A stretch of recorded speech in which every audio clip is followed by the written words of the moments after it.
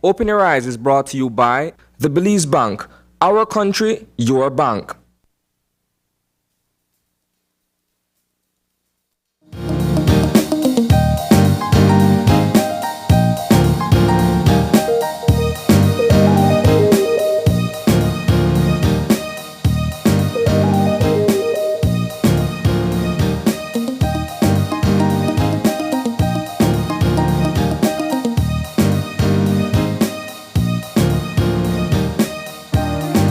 And good morning and welcome to Open Your Eyes. Start your morning right. I am April Martinez. And I'm Paul Lopez. And good morning. It is the day after all the holidays. all the holidays. Yeah. I don't know about you, but are you worn out yet, April? Are you tired of holidays? I'll let you know by next week. Are you ready to get back to work? I mean, honestly, Paul, if you think about it, this like fall, our Belizean fall season is August, September, October, November, December, all 5 months filled with holidays. Is it? All 5 months. You know, I said this morning I would go to the calendar and kind of look when the next holiday is coming. I know it's sometime in October. It's October 10th, Indigenous Resistance Day, and then November 19th of November, Garifuna Settlement Day, and then December, Christmas. There you go. You've been updated. So I you don't have to go check your academic. calendar. I have to know when the holidays they come.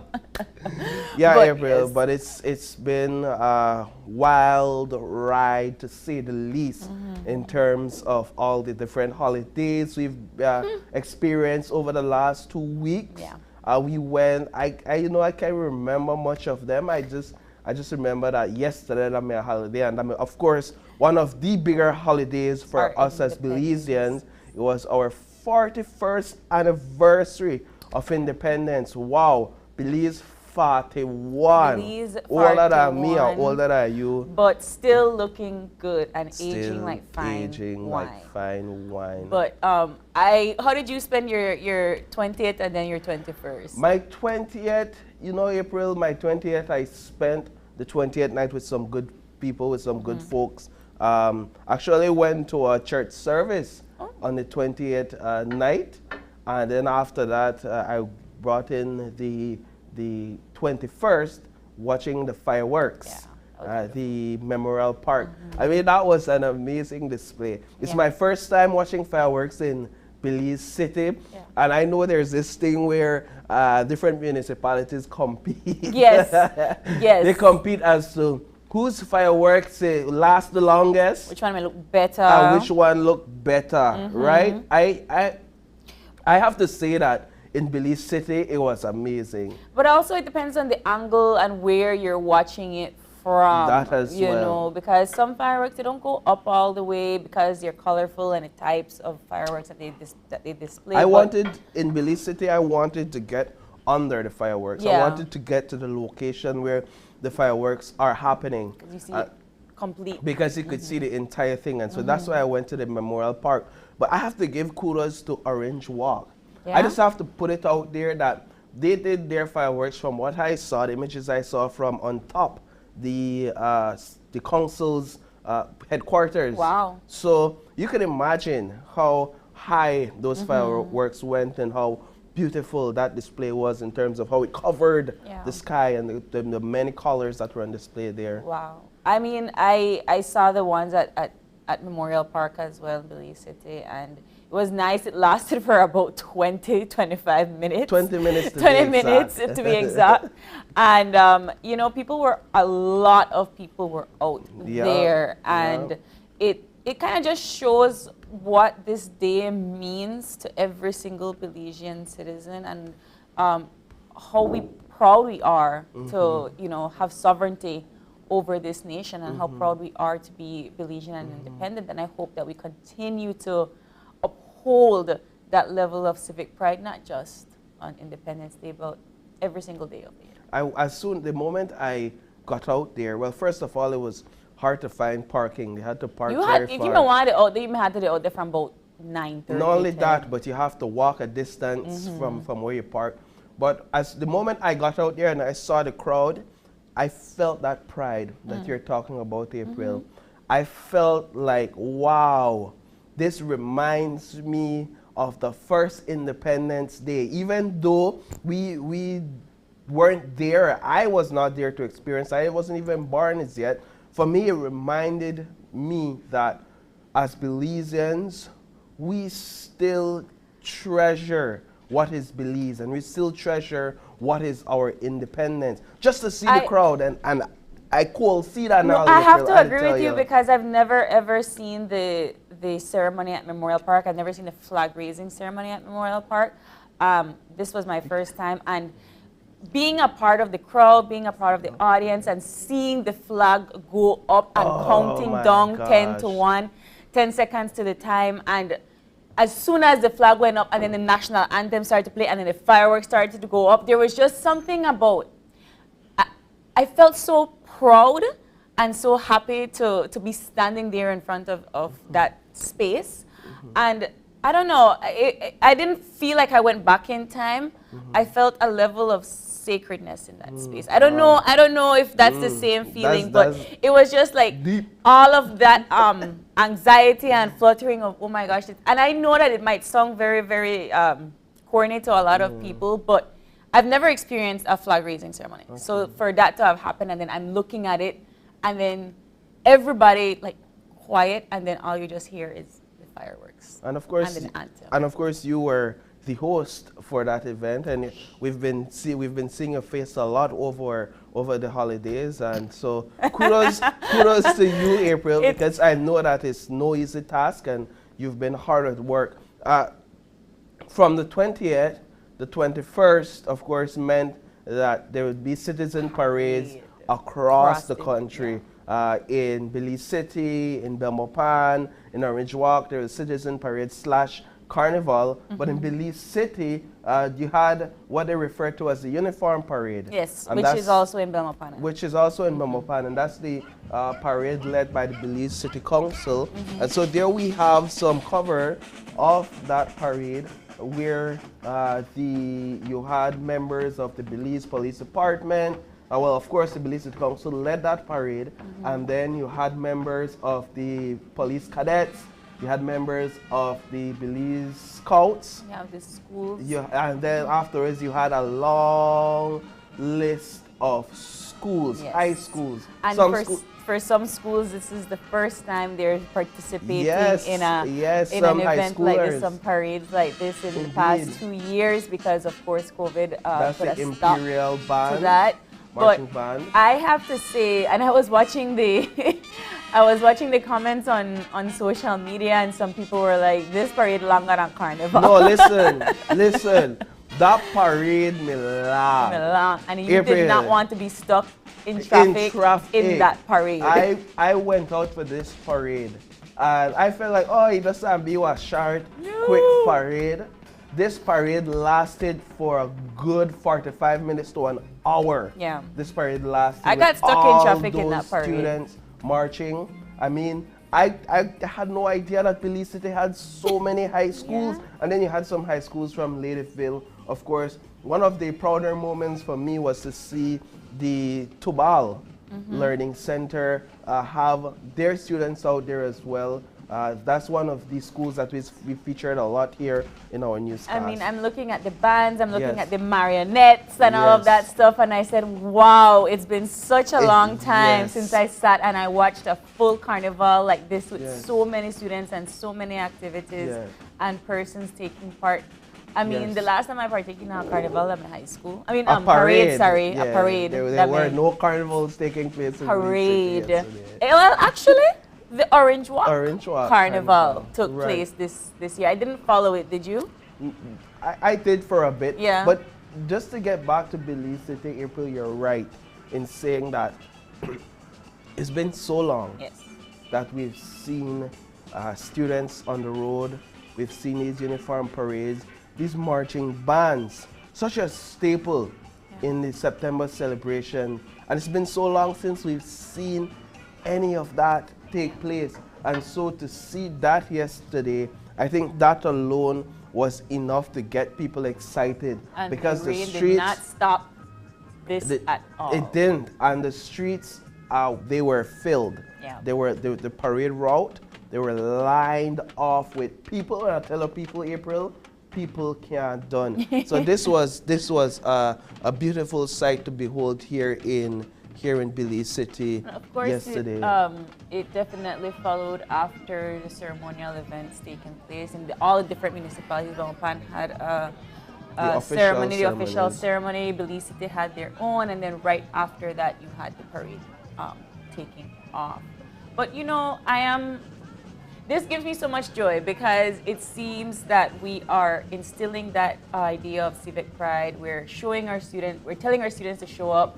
They are showing up with such enthusiasm, and we continue to have this conversation about what it means to be Belizean and to uphold that pride of all of our citizens. So, I mean, wherever you were yesterday, we hope that you had a happy and safe Independence Day, Belize. But of course, we gotta get moving with our show for this morning, and we continue our show with our eye opener, taken from Dailyom.com, and it goes like this. A deep feeling of gratitude can emerge as we open to the experience of being helped. Most of us pride ourselves in our self-sufficiency. We like to be responsible for taking care of ourselves and pulling our own weight in the world. This is why it can be so challenging when we find ourselves in a situation in which we have to rely on someone else. This can happen as the result of an illness or an injury, or even in the case of a positive change, such as the arrival of a newborn. At times like these, it is essential that we let go of our feeling that we should be able to do it all by ourselves and accept help of others. It takes wisdom and strength to surrender to our own helplessness and to accept that we, just like every other human being, have limitations. The gifts of surrender are numerous. We discover humility, gratitude, and a deepening understanding of the human experience that enables us to be that much more compassionate and surrendered in the world. I don't know about you, but I have a hard time asking people for help. Do you? I do. I'm very much. I feel a connection to this eye opener because I don't know if it's pride to being self-sufficient, because I know deep down that I really need to ask people for help, but it's more of I can't fail. It's that failure that makes me not want to ask for help, which is very, very ironic because that is how you feel, right? So I agree that we have to be able to take help from other people. I agree that we have to have the strength to ask for help. Indeed. And then be mindful, as a person that is being asked for help, be mindful that it takes a lot for someone to ask you for help, and your response must be genuine, and your actions must be respectful of that person and what they're asking you for help. So it's a two-way street as well, that genuine partnership for self-sufficiency. Yeah, it's not easy to ask for help, and yeah, for most people it's not easy. It's not easy to go to somebody and say, hey, I'm struggling in this area, and I need your help.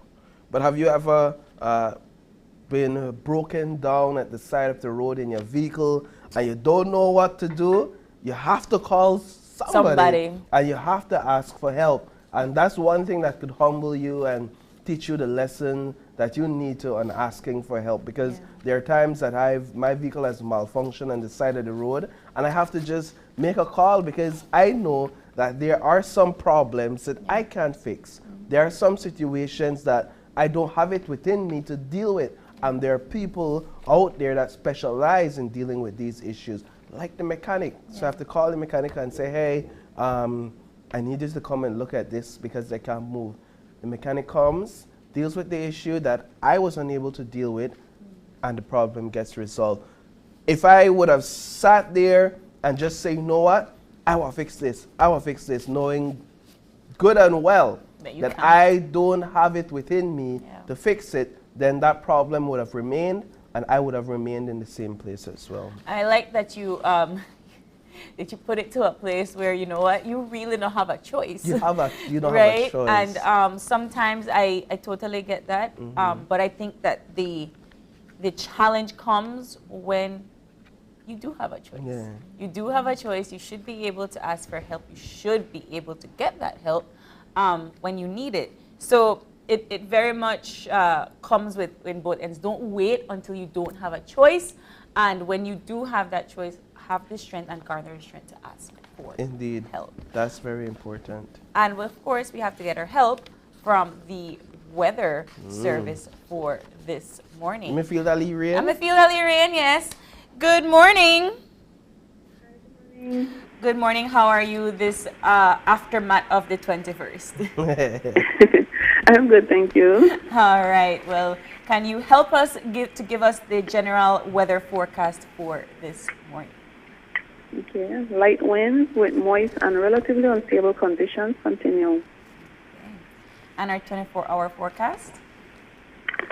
Sunny with some cloudy spells today and generally cloudy tonight.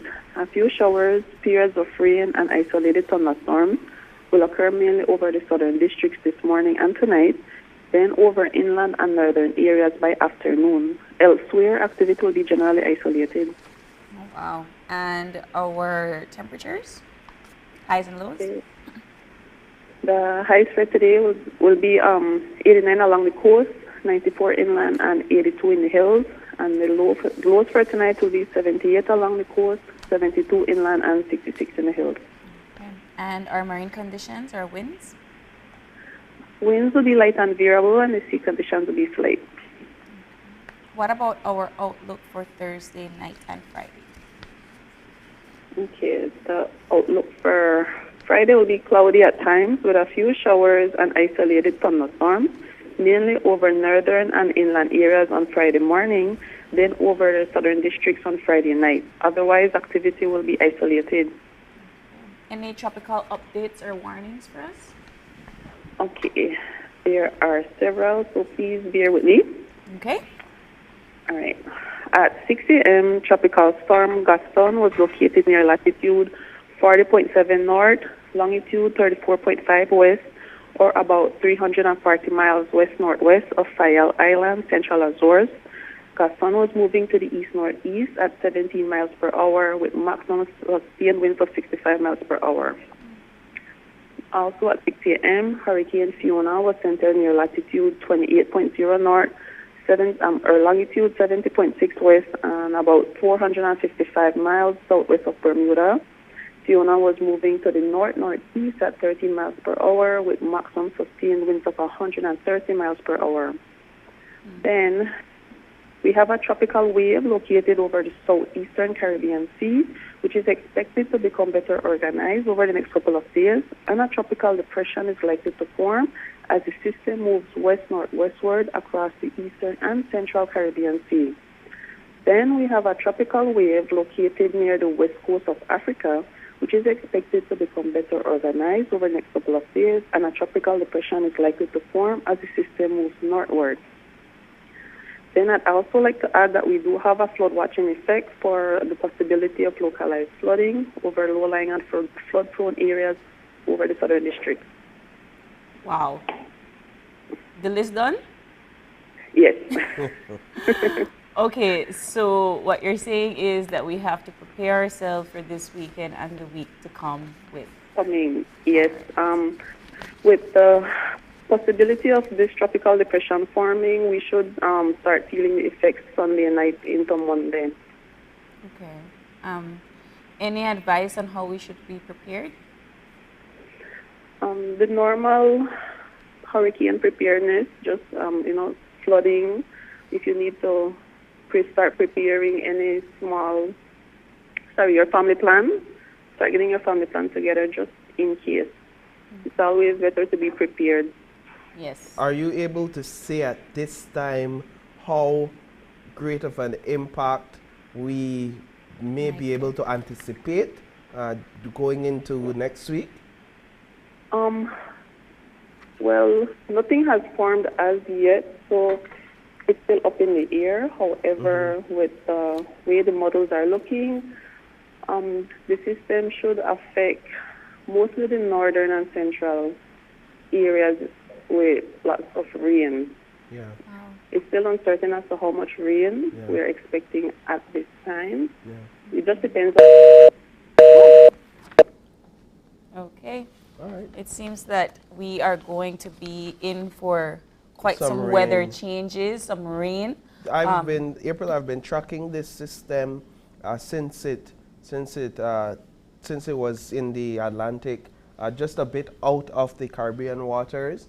I've been tracking the system, and I take note that in fact it has not been formed, or the term that they use to it. So it's still a tropical wave, but there are figures, there are models that are anticipating that by the time it hits into Caribbean waters, or it's in the center of the Caribbean Sea, that it will strengthen and perhaps become a Category 1 hurricane or so. There are models also showing that it will take a turn up north between the Yucatan Peninsula and Cuba, and go into the Mexico's, that area there. So it's something that we should keep our eyes on, because I'm almost certain that there'll be a lot of rainfall that will affect the country late into the weekend, going into next week. And We have seen what floodings have done to our roads and to our homes just this past couple of months. And so regardless if it's a storm, regardless if it's a wave, a depression, be prepared. Make sure that you have your plan. Make sure that if you know that you are living in an area that is prone to flooding, that you prepare yourself as best as possible, and you probably might need to move more upward, to a more mountainous area. And so on. There are various hurricane shelters in every single municipality, so please make sure that you contact your local area and your local shelter if you know that you will be needing some help. Of course, we will be keeping an eye on this weather condition, and we'll be keeping you updated in our news forecast and on Open Your Eyes. But with that said, we have to get moving to our show for this morning, and we have 3 jam-packed segments for you all.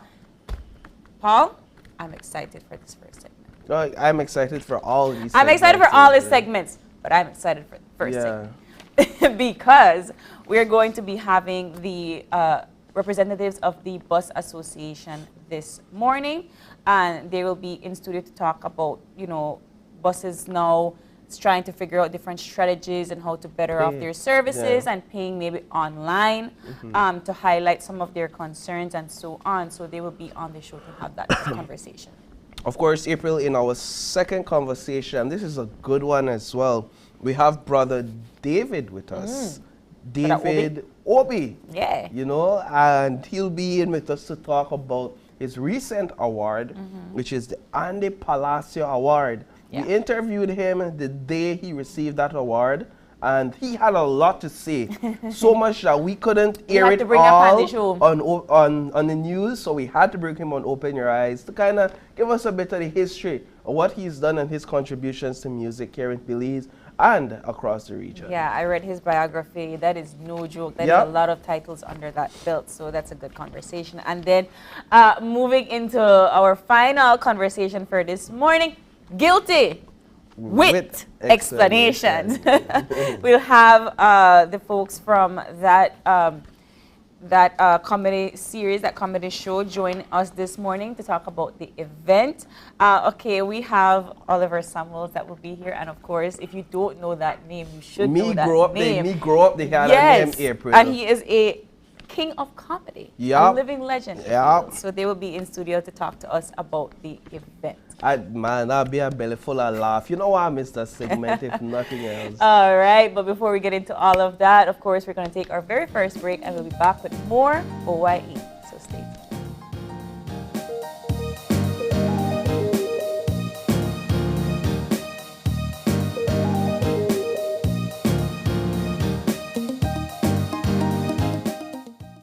Hola usuario de eCash, la aplicación eCash está disponible en español. Cambiar el idioma de tu aplicación de eCash de inglés a español es rápido y sencillo. Déjame mostrarte cómo se hace. Primero, abre tu aplicación eCash. Introduce tu PIN. Toca el icono More en la parte inferior de tu pantalla. Selecciona Security. selecciona Language y luego selecciona Spanish. Vuelve a introducir tu PIN y ya está. Tu aplicación de eCash está ahora en español y puedes seguir disfrutando de tu cartera digital eCash. La aplicación eCash de Belize Bank te hace la vida más fácil. Celebrate this September and save when you shop at Cellular World during our Save Cash to Bash promotion. Enjoy mad savings on our lead offers, including entry-level phones starting as low as $59, tablets starting at only $149, Bluetooth speakers at only $25, headphones, earbuds, and so much more. Drop by our Cellular World stores to shop for all your electronic essentials and save some cash to bash. Don't delay. Visit us at any of our branches in Belize City, Belmopan, or San Pedro, or shop via our virtual stores by adding us to WhatsApp at 615-5141 or 627-6200. So don't miss out on the celebration this September. Cellular World. Low prices, more choices.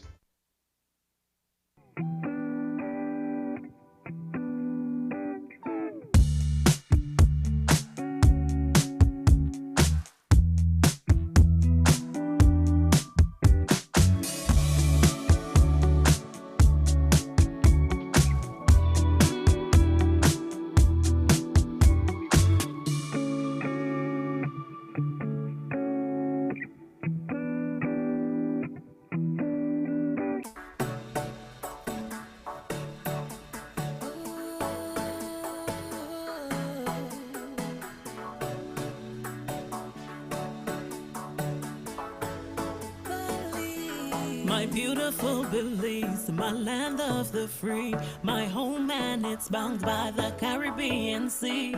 Valiant and bold, proud we are strong. Belize we rebound at age 41. Belize we are free and independent. We're free and independent. Free and independent to be whatever you wanna be. Free and independent. We're free and independent. Free and independent. We're changing our country. We're free. So make we celebrate with smart. Come celebrate with smart. Make we celebrate with smart. Let's celebrate with smart. So make we celebrate with smart. Come celebrate with smart. Make we celebrate with smart. Let's celebrate with smart. The entire Smart family wishes all Belizeans a safe and happy September celebrations. Smart, bringing people together. Great Belize Productions Channel 5, proud winner of 9 Caribbean Media Awards for 2021. Best Investigative Report, Best News Item, Best Coverage of People with Disabilities, Best Financial Literacy Journalism, Best Videographer, Best Television Commercial Spot, and the People's Choice Award, with 2 special mentions for Financial Literacy Journalism.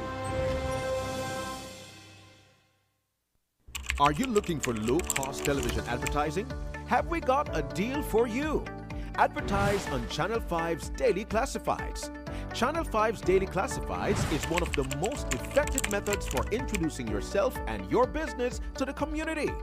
Use our Daily Classifieds to recruit employees, promote specials, promote your products or services, promote a business opportunity, increase traffic to your website, and advertise items you have for sale.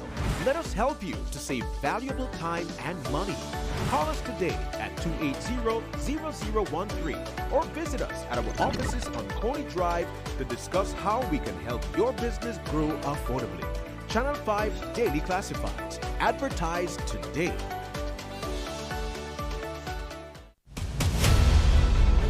Dwayne Moody, Isani Cayetano, Marian Ali, Paul Lopez. Your News 5 Belize teams do whatever it takes. Go wherever they need to go, so you can catch the story wherever you are, whenever you want, on whatever device. Channel 5 Belize on television, Facebook, Instagram, and YouTube. Because news is now everywhere, all the time. And so are we. Whether you're at home, on the road, at work, or at school, if you see news happening or suspect that something might be up, Call or text the Channel 5 News Belize tip line at 672-5555. You don't have to give us your name, just give us the tip. That's 672-5555. Call or text us so we can check it out.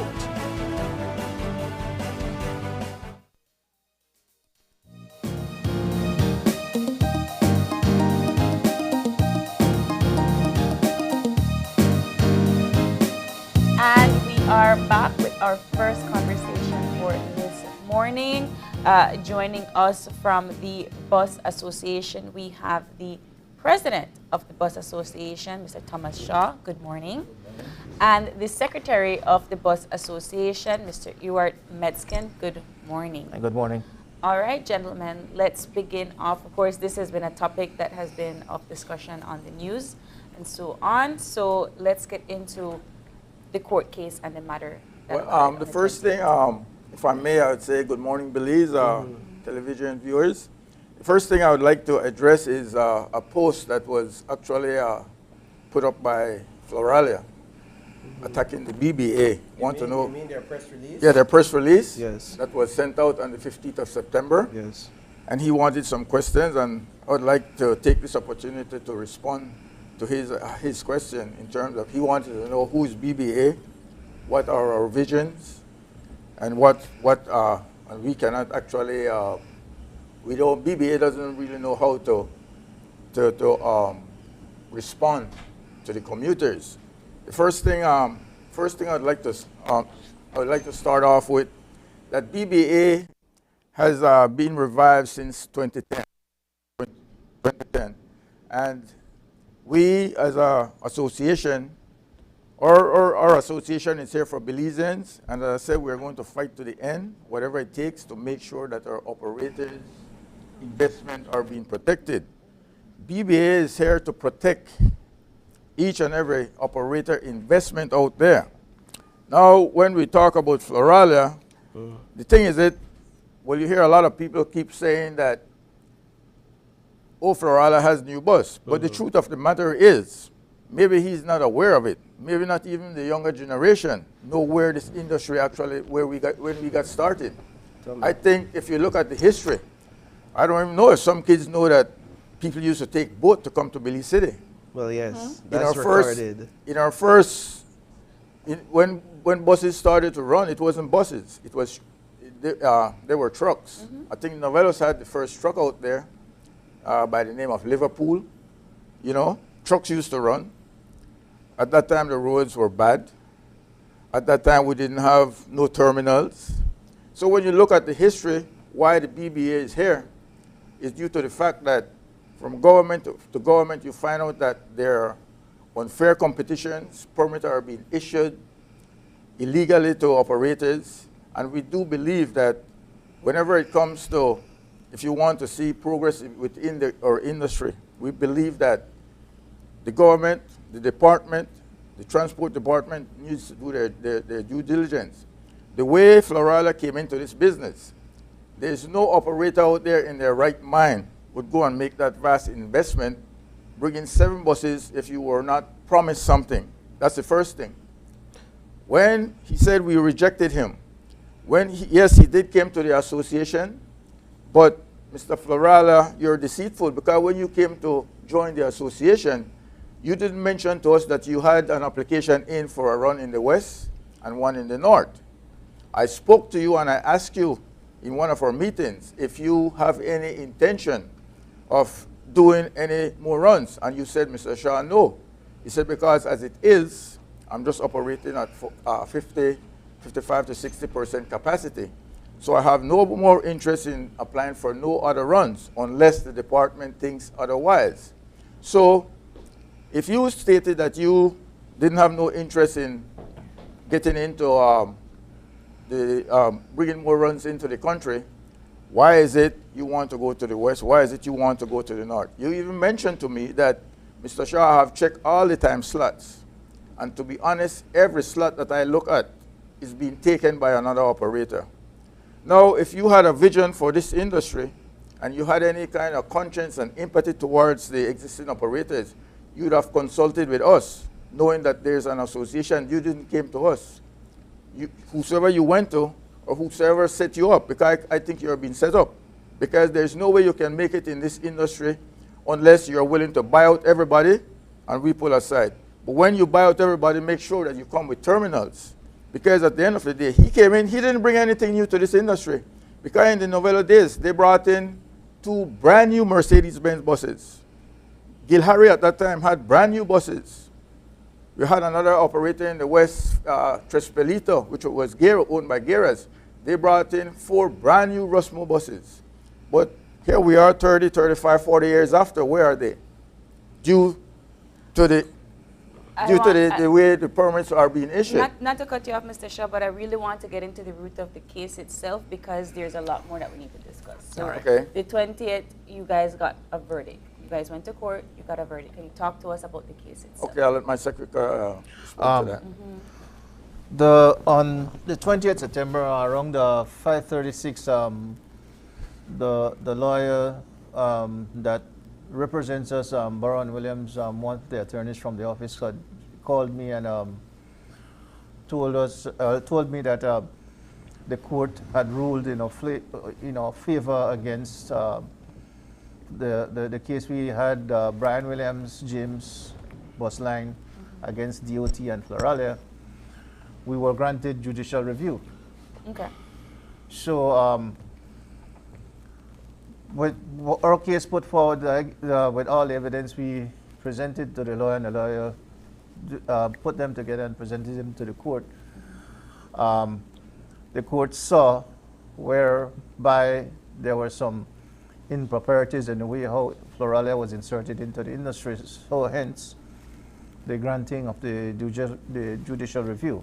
What was your point of contention in terms of the way in which they were introduced into the industry? Well, again, I'll put that to Mr. Shaw. He sits on the board meeting. He has the more details on how that was done. So, Mr. Shaw. Okay, the contention is that when they came in, the runs that they are doing presently were being serviced by one of our members. Which is the James Busline. James Busline. And Brian Williams. And Brian Williams, okay? So that was one of our contention, and as we always state that whenever you're going to do if the board is going to issue a permit, you do your due diligence and you have to make sure that it's not going to impact an existing operator. If it's going to impact an existing operator, then that should be null and void. But they came in and the board stated that they gave a presentation and it blew their mind. So based on that, they issued a permit. But you have a thing you call cause and effect. You have sowing and reaping. So what you sow, you reap. The thing is that because of you giving Floralia these run, you have one of my operator maybe cannot meet his payment at the end of the month. We at the BBA, we see where it was unfair.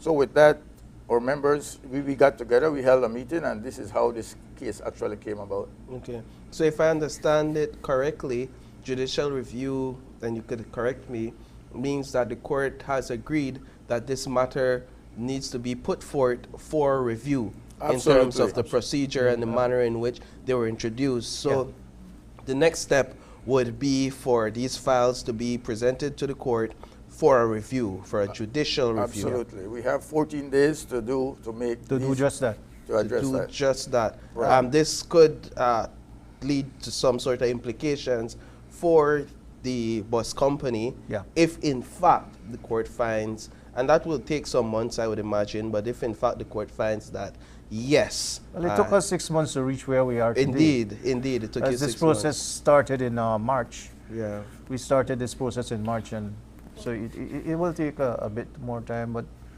it just shows that we were right in the BBA. When I say we at the BBA, we were right to take this to the court. Mm-hmm. One of the basis the department objected us going to court was because there was a recourse where we could have gone before we went to court, but that was compromised. Meaning the minister himself, because whenever the transport board makes a decision and any operator is not satisfied with this decision made by the board, you have 20 days whereby you can write or you can seek an audience with the minister. So in a case like that, the minister would be like the appeal court you go to, and he listens to your case and why you don't agree with the decision the board make.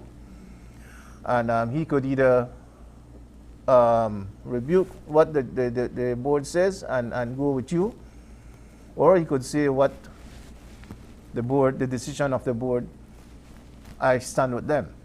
What is the procedure then, if you will enlighten us for a little bit, that a new bus operator would have to do in order to run, in order to be a part of the BBA, in order to do their due diligence? What is the proper legal procedure? The proper legal procedure, first of all, we got to start from the top, and that's the transport board, to make sure that if an operator is applying for a run, you cannot, regardless of how you put it, you cannot do no tweeting.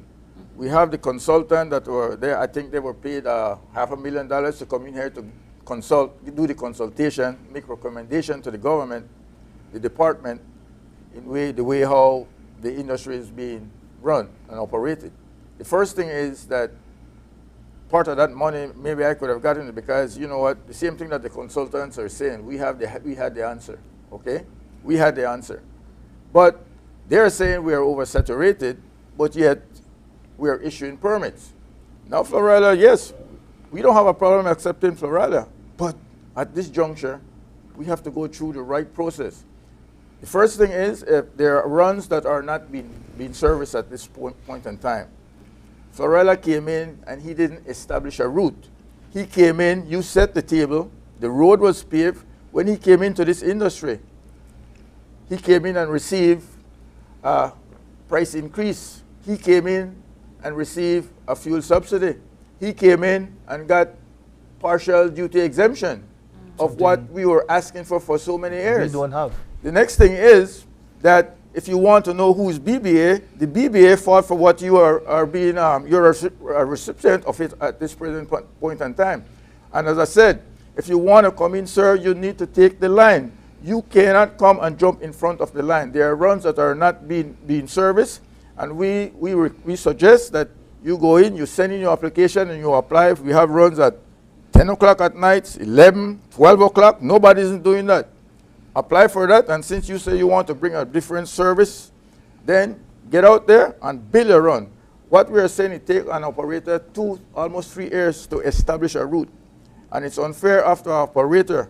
We know it, my operator knows it, because we went through the struggle and to get the industry to where it's at this point in time. So if he wants to come in,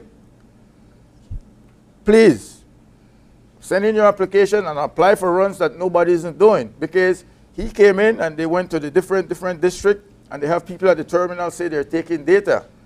And all he's doing, make we see how much people on board James 8 o'clock bus. Make we see how much people on board Venus 7 o'clock bus. And it's based on that he applied. But you are running right in front of the other operator. It appears as if this has been a contentious relationship between the Belize Bus Association and Floralia since the moment they came into the industry. And of course it began with the court case. Right. And one would imagine that they were accepted, or albeit it's a matter of contention at this point, that their application to enter the industry was accepted because of this administration's vision for the bus industry at this moment. And I get your argument in saying that transportation in Belize began with boats and ferries, and then moved to trucks, and then moved to the buses and the bus association that we have right now. The question I beg to ask, though, is where are we headed next? Where is the Belize Bus Association and your members headed next? We started with boats, and perhaps many will argue that in this day and age, we still have buses that, and I hate to say it, but almost have as much leaks as boats do. Well, that's a post that the minister alluded to it, where he put up a post on his page that the operators with the dry weather buses. Now, that's like, and then come December, it's like a attack upon the industry. But your question is, if we want to reinvent the wheels, we can go in that direction again. One of the problem is they has a vision, but the vision is, and I'm going to bring up the Novelos fiasco because we went there already. Whereas Novelos got this $30 million, of which it was public knowledge. We knew where the money came from. This company came in. We don't know where the money came from. When I asked where the money came from, I was told in our meetings, let me go to Central Bank. Now, you know, and I know, and the public know, that if you're going to any money that are coming into this country, we have the FIU, it should be investigated. We don't know whose money it is. We don't know if it's money laundering. And if you don't even want to disclose where your money come from. We have other operators that were in this business, and everybody knew where the money came from. So to answer your question is, do we want to go in that same direction, whereas we have this company that are coming in, don't know where the money is coming from, all the operators are still out there, you go to the bank and you borrow all this money, we'll be right back at square one.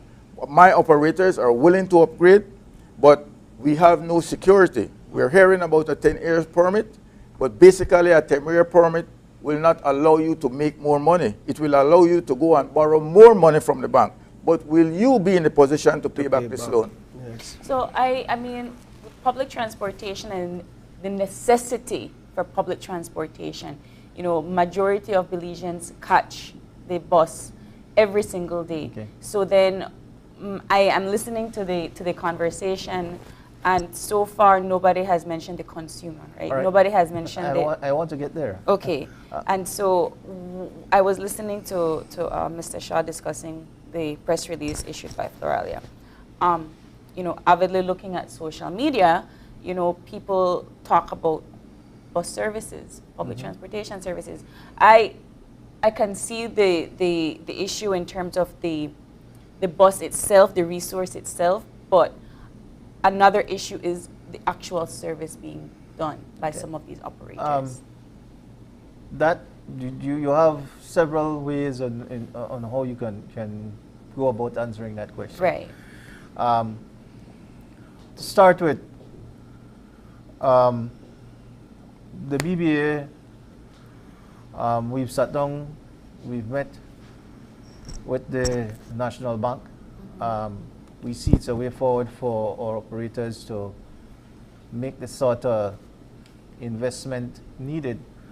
But I will tell you offhand, around 80 to 85% of the traveling commuters, they are the ordinary man and woman that makes between $200 and $275 a week.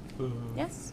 So I'll start with there answering your question. Now, the government wants, and the public, then they say they want the nice bus there like the Florida got. They don't want to pay for it. I could tell Florida they like to part we there right now, part we with 1997 and 2002 buses. Then they charge the same money within 2022 we the charge. Yes.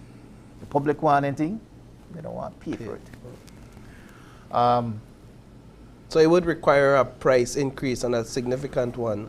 Yeah, because I'll speak on behalf of our members at the BBA. There are 40 of us in the BBA. And we are responsible for close to 70%. The BBA is responsible for moving 70% of this country. We have all the major operators with us. For us to do what the minister wants by December. By December, I was going to bring that up. The BBA needs $14 million. to do what he wants us to do by December. No. No. We don't need it. No, we need it yesterday. So what he's asking for is, he can't be done, because I'll go now to the National Bank. The National Bank is asking for security. The bus operators are asking for security. And what the BBA has agreed with the bank, the National Bank, and with any other bank that is from therefore willing to work with bus operators to improve the system, is to have those banks have a seat on the transport board. This way, it will give these lending institutions the security they need, that the loans borrowed by bus operators will be paid back, and also they will be protecting the people that bank with them, because the monies being used to lend us as operators will be the money that you deposit in the bank or in the credit union. So having the bank or banks have seats on the board will solve a lot of the problem the operators have right now. And the government, the department, and the minister does not want to do that. And it's not something that they need to take to cabinet, because the current structure and the way the law is set up for the makeup of the transport board caters for it. It's just the will of the politicians now. And the thing is, they don't want to do that because it will be taking control away from them, the politicians.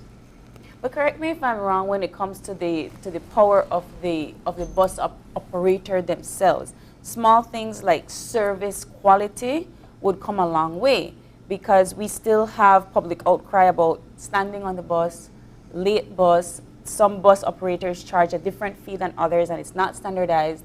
So the standardization is there. The problem is the saturation and the amount of buses out there on the road. And operators, in order to get clientele and in order to get customers with them, they undercharge. The tariffs for you to travel on a bus is set by the government. And again, it comes down to enforcement, because we've discussed, and I think a bill, it has been passed, I stand to be corrected here, whereby, but I know in our meetings with the CEO and people from the department, whereby if operators don't charge what they're supposed to charge at the set rates, they could be fined up to $1,000 for not doing so. And so where can somebody make those claims? Because and when I say charging different prices, it would be, for example, you have express buses that still run like regular and then still charge you like express. So how does then the bus association aid in making sure that certain services are kept up to par? Because besides the fact that everybody want riding an AC bus, the reason why people want that is because the buses are late. The buses, run like regular when it's supposed to be express, standees, all of that stuff. And so I think the public outcry or the consumer outcry goes beyond, I just want riding on a nice bus.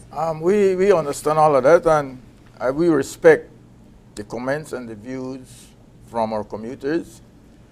Criticism is healthy, but constructive criticism, I think we should allude to the goodness and what the operators has been accomplishing throughout the years.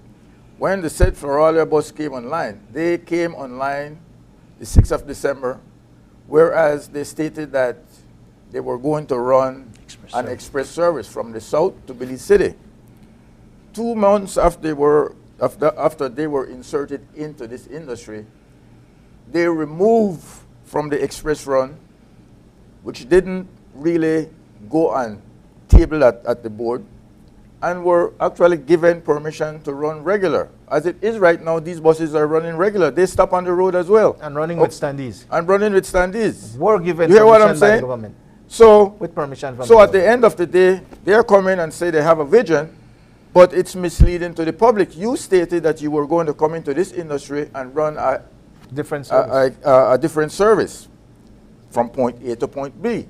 So when they were asked, he said, well, we saw it wasn't feasible. We didn't have the amount of passengers for the express.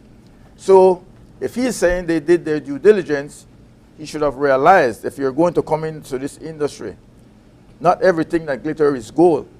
At the end of the day, we can do all the analysis and all the paperwork. But when you go out there on the ground, it's something different you're going to meet.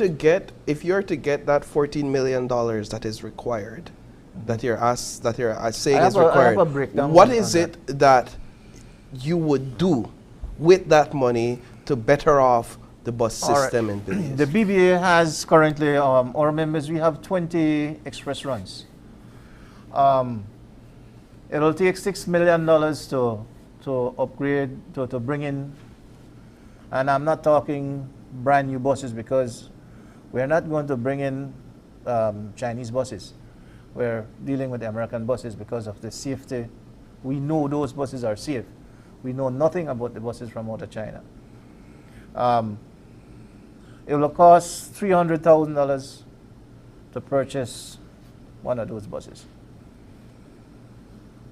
And that's US dollars, that's just to buy them. You know, the type will get them in Belize, and if the government and give it duty free, some sort of duty exemptions on them. So we're looking at about $6 million thereabout to bring in those 20 buses to run express. And you're looking at buses around 2015, 2016 models. Compare those buses to what Floralia have here, night and day.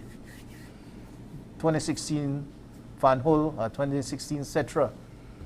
What Floralia has can't stand up beside them. Okay. In form of comfort and everything else. So we have one of our operators bringing in money. It should be here within the next month, because it'll take some time after purchasing it and getting it in country. I spoke with Jamie from James Bus Line, and they have one of these buses coming in. So that will be a first of some of what the BBA members are bringing in. I understand the conflict with Floralia, but again, I want to go back to my first question: how does the bus association help themselves when it comes to the consumer issues that they have with the bus companies? And that's what I want to get into. Okay, with the consumer issues, to be honest with you, the public, the commuters, they ask for a lot. But as I said, you know, there's something where you go and you damage somebody's property, where you can be charged to do so. They complain about the buses with the torn seats that are torn, about when it comes to the cleanliness of the buses. Now my operators, that's their full responsibility. We must have PR. We must be respectful to our commuters. Their commuters must always be first. This is our vision, and to try and improve and to provide the best possible service ever. But the way things are being done, operators want to improve. The commuters needs better. And as much as the commuters needs a better riding quality, a better service, the commuters need better terminals. The commuters from San Ignacio, they need to move from under the trees where they're at. If you go to Corozal, there's Orange Walk, there's no terminal in Orange Walk.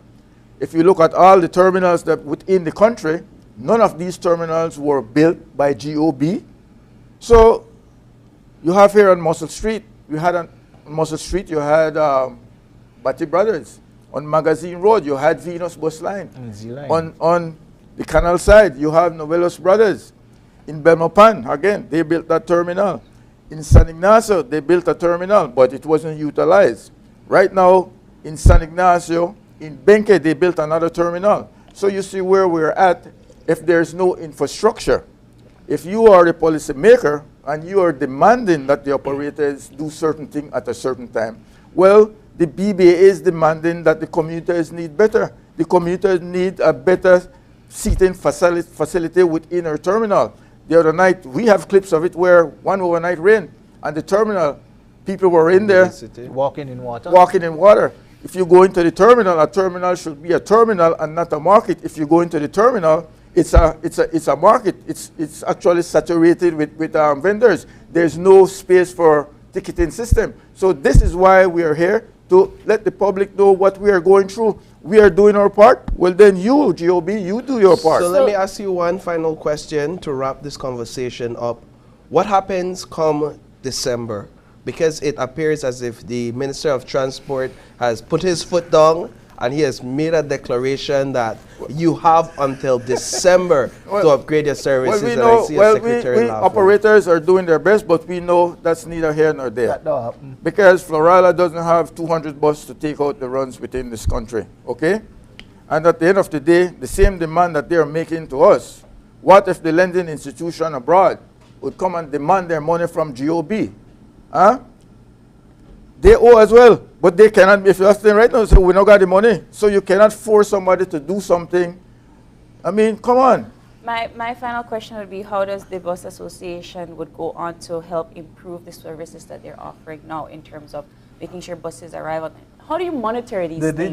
That's not, know? the Bus Association has nothing to do with buses reaching on time and leaving the terminals on time. That is the TMU, government, the Department of Transport deals with that.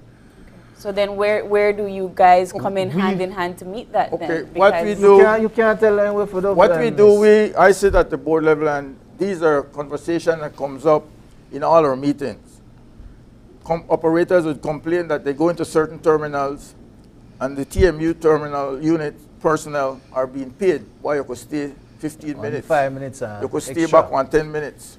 We do not condone that type of behavior within the BBA. Our operators complain on a daily basis, whereas certain operators are being given certain privileges above the others. Now, we can sit here all day, but it all boils down to enforcement. And once there's enforcement, the next thing is that operators are being given a time to reach from point A to point B, which is limited with all the stops, with all the speed bumps. People don't want to use the bus stops. Well, if you don't drop me to my house, I don't want to catch your bus. I go in on the next bus line. All of this, the operators has to go through. So it's not a bed of roses and you can just snap your finger and say it's going to happen overnight. And our operators, we are willing because, as I said, we have seen a tremendous change in the bus industry from where we were to where we are at this present moment.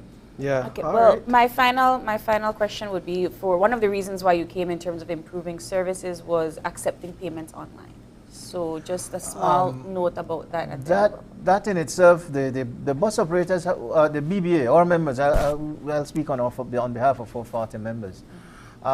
We have no problem with signing up to the e-wallet and stuff like that. But one of our things that we had mentioned to Mr. Castillo from the National Bank, that will take an educational process for this country.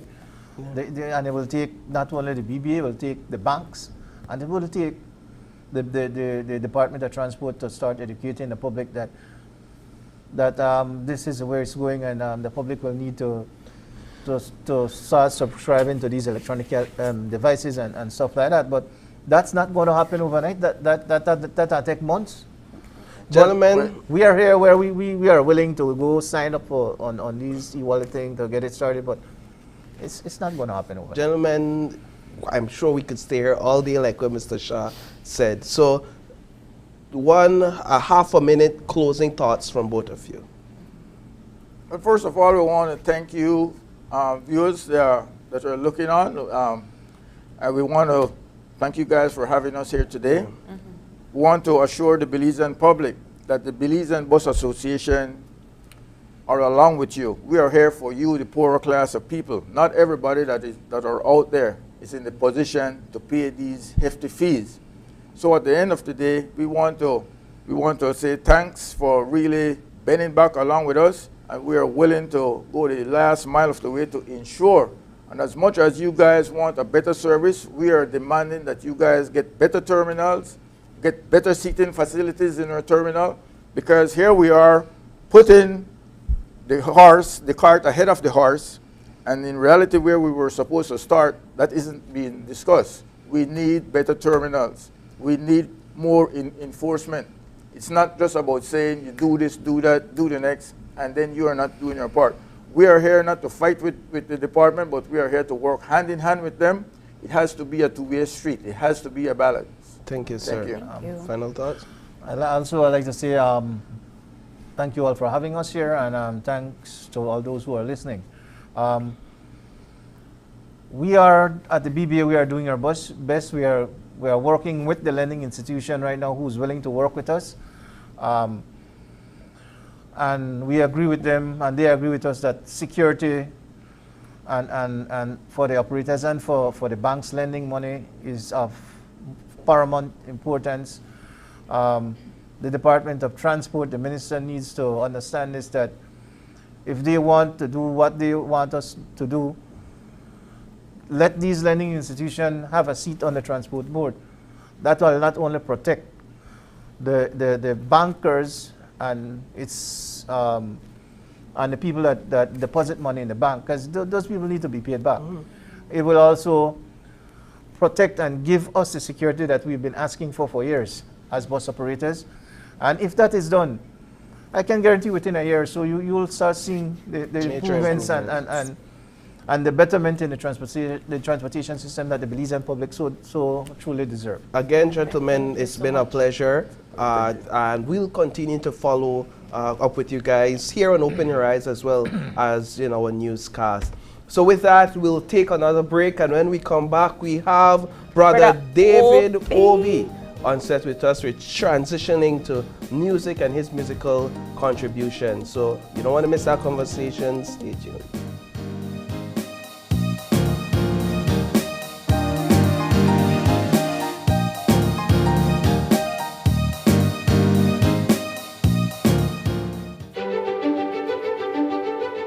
Technology is ubiquitous, and it's transforming how, when, and where we work. Fulltech Systems is placing award-winning devices in the hands of information workers, allowing them to work without compromise in a world without wires, to innovate, create, and to maximize productivity anytime, anywhere, satisfying the needs of the desk-centric remote and field worker and every other worker in between. We are providing the industry's best devices to businesses going through the process of digital transformation. Partner with us today to provide the solutions that will allow your employees to work effectively and efficiently to enhance your customers' experience.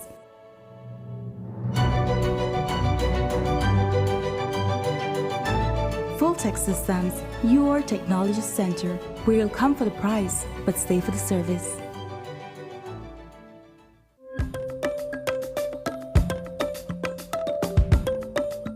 What is Amnesty 2022? An opportunity for undocumented immigrants living in Belize. Belize wants to help you to live freely and continue contributing to those communities you and your family now call home by offering a pathway to permanent residency. Why should you apply? In doing so, you remove barriers and reduce the difficulties faced living as an undocumented immigrant. Applying is easy. Go online to www.immigration.gov.bz for more information.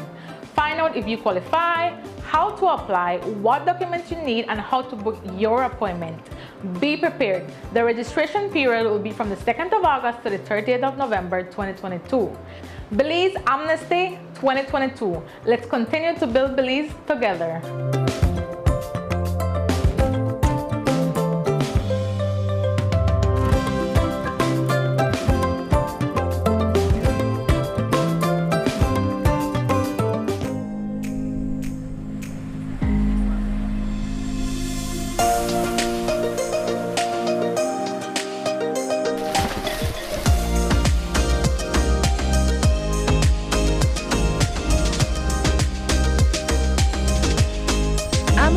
Traveler, are you? Applying for a Social Security sickness benefit? Here's what you need to know. A complete claims package includes 1. Sickness claim form fully completed by the claimant and medical doctor. 2. Salaries record form completed by the employer or HR representative. 3. Proof of bank account such as bank book, online banking, or statement displaying your name and account number. To submit via email, you need to take a clear photo or scan of the documents and email to claims@socialsecurity.org.bz. Be sure to include your full name, social security number, and benefit type in the subject line of the email. Deadline to submit is 14 days from your first day of illness. All forms are available on the website at www.socialsecurity.org.bz. Social Security Board, safeguarding you, your family, your future. V-Bucks by Benny's, Belize's newest multi-brand rewards program. To access V-Bucks, download the mobile app or access the website portal at bbucks.bz and set up your account. If you already have a Benny's account, chances are you already have V-Bucks. Don't let them go to waste. To earn V-Bucks, make a purchase at any Benny's location or at any of these Benny's entities, namely Island Freight Forwarders, Best Manufacturing, Benquip, and B-Mart. Once V-Bucks are earned, reward yourself. Use V-Bucks to buy items or exchange for cash. You can also double, triple, or even quadruple your V-Bucks on promotional days. It is simple. Purchase, earn, redeem. Loyalty is always rewarding with V-Bucks. Brought to you by Benny's, celebrating 75 years of quality and savings.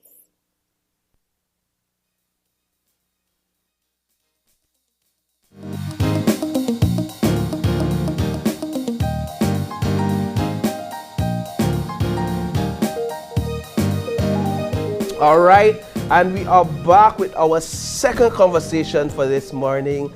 And as we promised, we have in with us the man of the hour, none other than the recipient of the Andy Palacio Award for the Belize at 41 Awards, the man himself, Brother David Obi. Good morning, Kungo, Brother David. Kungo, wait, brother. Thanks very much for having me on the show. Come on, man. It's a pleasure to have you on with us this morning. You are a storyteller. You are one of Belize's historians, if I may call you that, as well as a musician, one of the renowned musicians here in Belize. And this morning we're here to talk about your music, to talk about the history of your music, and to talk about your contributions in that regard. So first of all, let's start with talking about what this recent award means to you, the Andy Palacio Award, having contributed to music in a significant way here in Belize. Well, awards are always really nice, you know. It signals to yourself that people appreciate what you do, you know. In this case, even more special because I'm Andy Palacio Award, and me and Andy, at one time, we were the two musicians who carried the original music of Belize to the world. You know, we did a lot of tours in Mexico, America. We had the same producer, Patrick Barrow. Okay. You know, Brother Patrick Barrow. So a young man who spent a lot of finances, you know, getting the Belizean music going. A lot of people don't know today, right? But we done the tour, people anyway, the promoter at the time. When I first meet Andy, I may do a show that one of the schools at Dangriga. And this young man walk up, and I could see he had a different attitude, you know, I mean, he had the guitar up on his shoulder and everything. He had that attitude, like I did at one time. And he walk up and he said, Brother David, I'd really like for doing singing at the show. I tell him, no problem, but I said, just make a fit you in because we already have one program. He said, I want to wait for you till I get my chance. And when he get a chance, I tell him, go ahead, my brother, and just please the people. He got up and he done a song by the name, The Struggle Continues. The struggle goes on, the struggle goes on. I'm really impressed with that song because normally you never hear Belizean musicians sing that type of a message for start with. And the music way they play behind the song, they never want punta rap music, they want world music. It really sound interesting, right? So that catch me right at that moment. I said, this young man, he have a different approach to the whole music industry where they deal with. And another time, we did tourism, just when they start in Dangriga, November the 6th. And we had one stage in front of the Barclays Bank at that time, in front of the police station, and then I'm the MC. He still never know as a musician, right? And then I'm the MC. And I remember when they do the song Children, usually in that song I use one rock song. for my guitar, I play rock music also. And normally if you do that, if you make that song that believes the unusual song, it kind of nice, people kind of like cringe from it because they're not used to that song, right? But when I put it on, and they may appreciate it. I noticed that he moved towards it and he made excited. I say, all right, that's another good point about this musician. And also, when we had the first 18th night, he invited me for being a part of that show. So, free involvement may always be very, very positive, So when I get the award this year, I'm a pleasing kind of feeling for get the award. Brother David, you moved to the United States at a very young age, and you kept your culture alive through music. Talk to us about that journey. What inspired you to keep your Creole culture through music while you were in the United States? Well, I grew up in a Dangiga, right? And in the days we never even have, the only main street had electricity. When I got to school and I'm in the right pan slate. I can give an example how far I walk. What a slate? I have to ask you that. No, for real. That slate, like skin? Like the black rock? Something with a right pan. That's what I mentioned because a lot of people don't even know about slate, right? And I don't quite remember that. Moses with writing pan? Yeah, that was right pan. Okay. We never got book. Okay. We never got paper or nothing like that, right? All right. But the good thing about when you write pan slate, right, when the teacher gives you write it down, when you're done, you have to erase it off with the next subject. That means you have to maintain very, very good. And I think that had a lot to do with people who grew up in a time with maintenance, kind of, our brain get trained for maintaining things, be focused for a long time. Wow. We made talk about going to LA, right? When I left on Dangiga, I come to Ghana High School at Technical, and after that, like most people after finish high school, they take one trip. My mother, my parents, and my dad America, so I decided to take that trip too, right? And we gone. And when I get to America, well, I have a very good friend, Fred McSweeney. Next day, he carry me get one job. So I always have a nice job, and it never take me long after that to find my way to the music scene. Okay. Eventually I get to a guy by the name of Norman Joseph. We made like the second band ever made in Los Angeles, Belize band. We had one band before we, right? And we used to do cover tunes, only R&B and things like that, and we play for the Belizean people. And I did enjoy that for a long time, and eventually I decided I wanted to make my own band. I started listening to rock music and different kind of genres of music, and I wanted to do other music. Because once you're in the band, you have to do like where the band require, and the band just require Caribbean music and some R&B in between, From there I moved and I gone to New York. I played with Norman Sigeri band, and I also found my own band in New York. Serious thing, and upstate New York, we travel around, we play in Harlem, we play in the Village, we play in Brooklyn, we play in the Bronx. And it has a very a large population of Belizean, Afro-Caribbean persons and so forth. So was that your inspiration for Congo music? Not yet. When we left from New York and come back, reggae music never got in America yet. That time reggae music never come yet, right? So when I left New York and we gone back to LA, here reggae music in New York, but I never follow it up. But when this music come back down to LA, no. After the round a little while, I decided, something, make one reggae group. So I make one group by the name of Unity, consisting of me, Raymond Barrow, Lesman Sosa, and Craig Tamblin, who American, Afro-American brother. And we were part of the reggae scene. We opened for some of the big acts, and we had to play all the local clubs then on Sunday night to try again with followers, because they don't give no Friday night and Saturday night if you don't got followers. So we had to take all the bad night then for build up with. So I've gone through all of that, what I mean? People still know, but they don't know where all the struggles, for get to this point, right? And anyway. And this was not in the days of social media where you could just put your music and out there and get followers. The only thing we had then was the tape recorder. Wow. So we did the first Bob Marley Day concert. We're big now in Los Angeles. We are part of the band that did that, right? And then we record that show, and then they give me a copy of that. I still have a copy of that on cassette. That fascinating to me because now you're there on cassette with other bands and it help you grow, right? And as I gone on, I decided one night we gotta listen to Dells and the Sensation, which I mean like one of the older group than for we group. And then boy, they play reggae already and everything.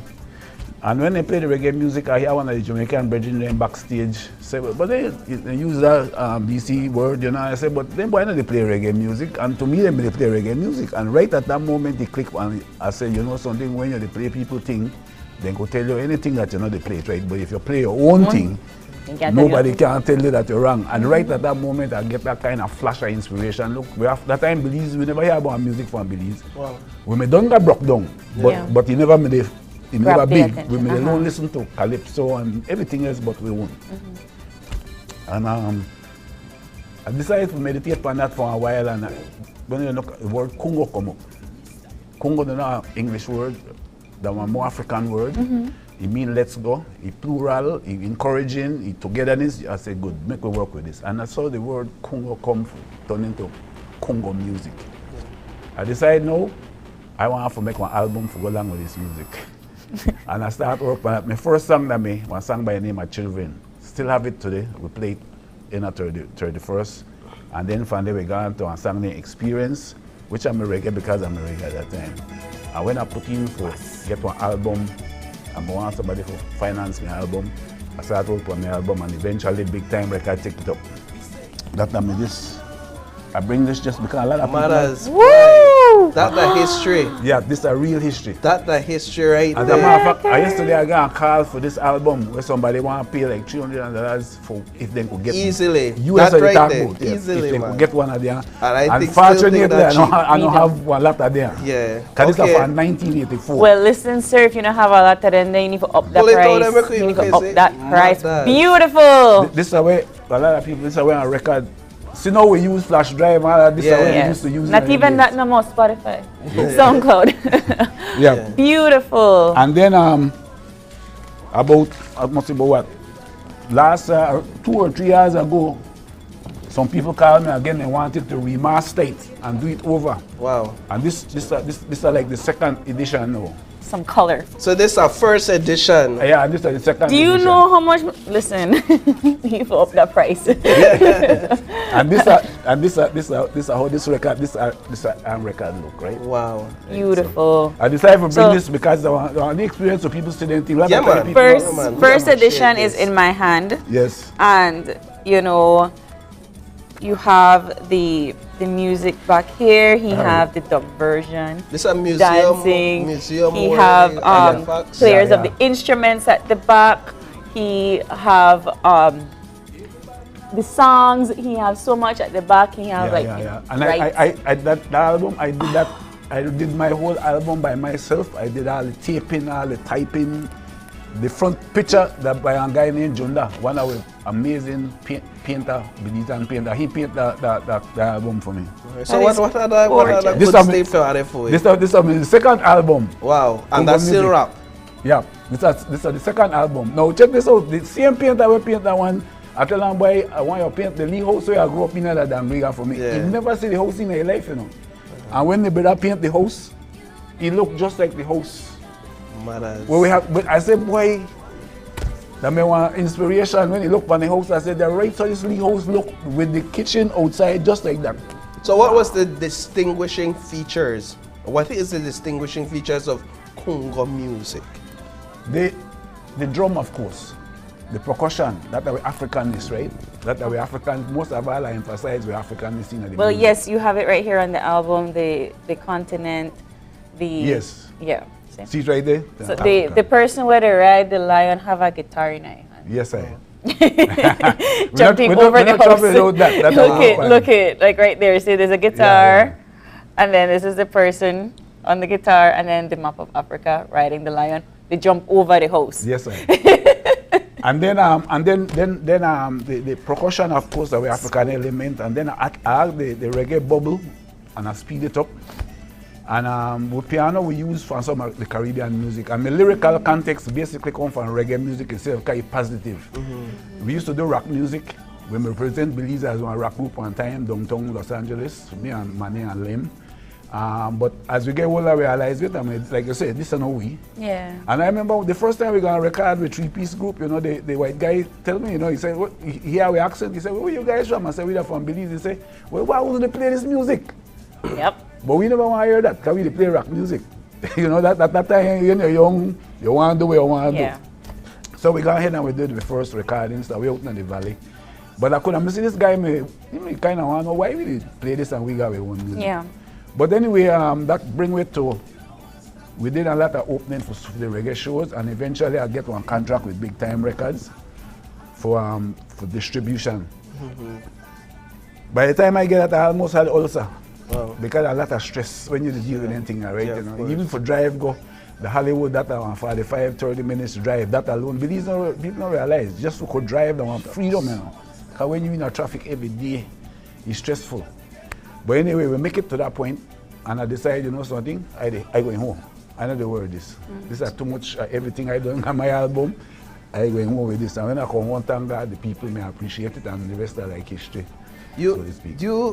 Now I know that you, in your music history as well, you have a line of family members that have followed in your footsteps. Yeah. You have your son, Ras Indio, yes. correct? Yes. And then I know this generation also knows of Phoebe, yes. World 4. Yes. He's your grandson? You no, Phoebe is my youngest son. He's your youngest son? Youngest son. Of course. Most young Belizeans know of Phoebe carrying on the legacy. Of course, he more into the younger generation, music, reggae and dancehall and that sort of stuff. Did you have anybody's footsteps to follow? Like, was your parents or anybody before you musically inclined? Good question, because you know when I'm small, we used to go one of them big sousaphone thing, we pop in the room, right? Yeah. And I used to play with that, and I guess I got my mouth organ, but we never got nobody in no band, because at the time we never really got bands as such. Then later on, I get to hear that my grandfather used to play in a band, but quite natural, I never get to see or hear that. So I never had one immediate person the influence me as such. But remember, I grew up in a Dangiga where music always play. So like that I'm it right there. True. You hear drums with somebody dead, you hear drums with somebody born, you hear drums all the time. So that I'm like the seed right there. And the seed simply because you deal with the drum. So you hear the root foundation of the music for your smile. They're not like you hear symphony keyboard and you hear drums. So I'm sure that played one big part in keeping the music grounded in me, you know. And like I said, some of the in my family, I got Nekuma, which is my oldest son. He played drums for Tribal Vibes, which are a band. Nekuma played with them for about 12. Wow. I hope he get rich one of these days. Well, when you buy one big house for yourself and say, well, all right, it may worth it, you know what I mean? And then I have Per, which is a Garifuna drummer, but he's a bass man, super drummer.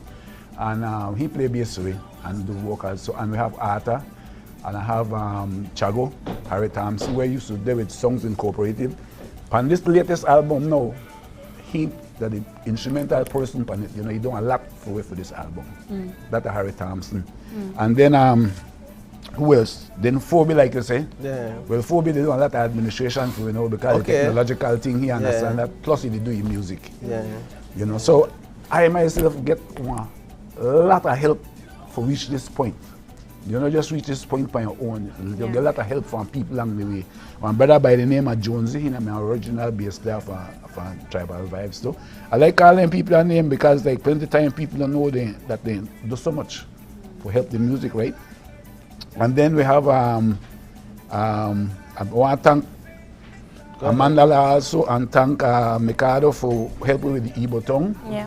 There are people who help with the Igbo tongue concert, and also the Ministry Culture, Mitch and the team.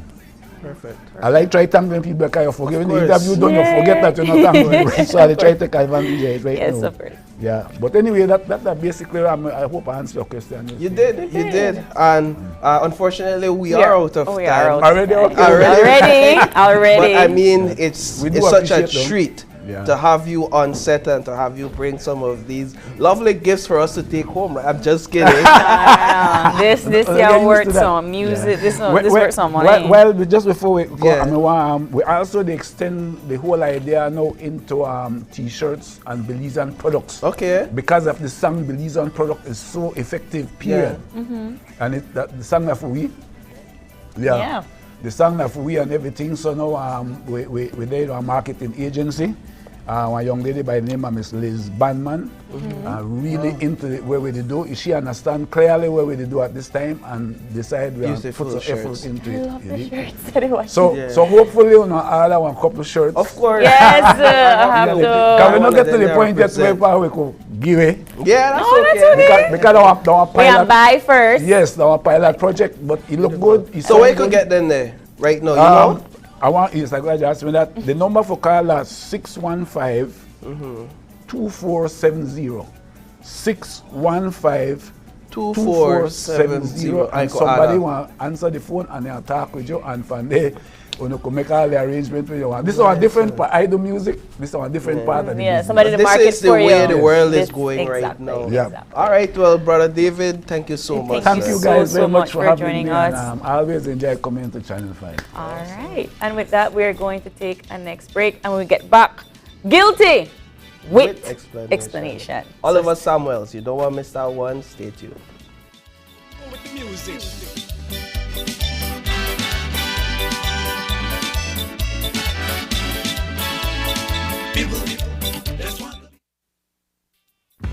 With eCash, bill payment is extremely convenient, and all utility companies accept eCash payments. What's even better, you get to split bills with your roommates, siblings, or whoever you desire. Simply open your eCash app, go to Bill Pay, tap the respective utility company, enter the information, and pay the bill. Then tap the transaction made. Tap Split the bill. Select Evenly. Send the request to who you are splitting the bill with, and get notified when they pay. Talk about making life easy and avoiding confusion. You can split the bill for restaurants, grocery stores, and for any eCash payment you make. To find your next yummy meal, hair treatment, or chill spot, simply open the app and utilize the geolocation service to see nearby businesses that accept eCash. Geolocation and bill payment make life a whole lot easier.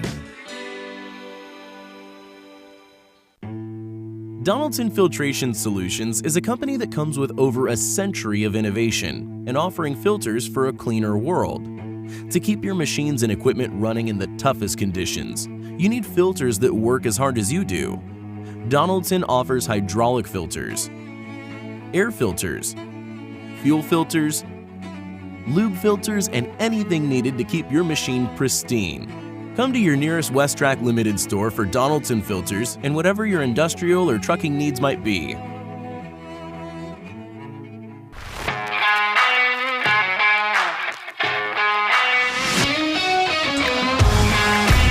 Messi!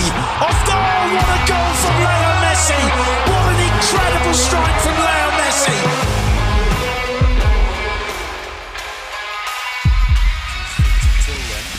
Neymar and Messi is standing over this. Messi! Off goal! What a goal from Leo Great Messi! entertainment stays with you, and we bring you great entertainment. Next Gen, the ultimate digital experience.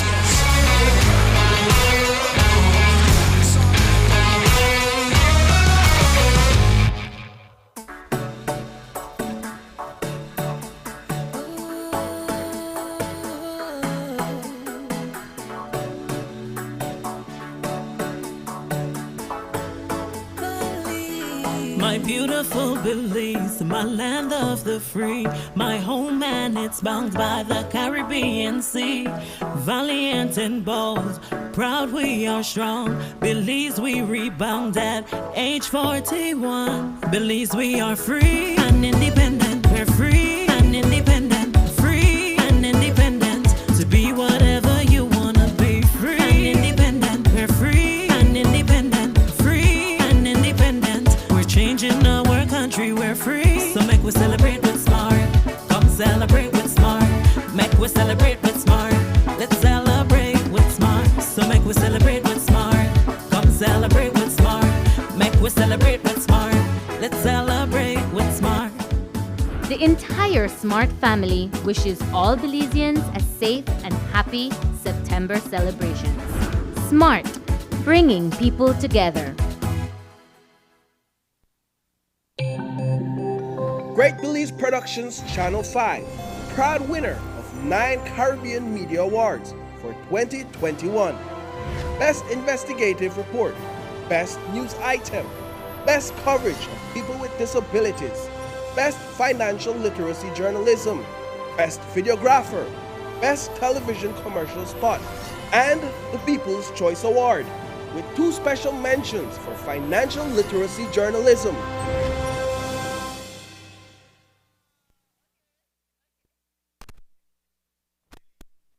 Belize. Join me, Oliver Samuels, Lakeisha Ellison, and Tesfa Edwards in Patrick Brown's hit comedy, Guilty with Explanation. I believe you, Sean. What? You believe him? Your mama eat that side of you know, one thing from my genes. Playing at the Bliss Center for the Performing Arts on Friday, September 23 at 7 p.m., Saturday and Sunday, September 24 and 25 at 6 p.m. You think I believe a word of that load of crap you just wrote? Then you must think me stupid. That's my girl. I know you must take something from my jeans. If I even in my pocket. Come, join me while we celebrate my 50th year in theater. 50 years? I'm here just 51.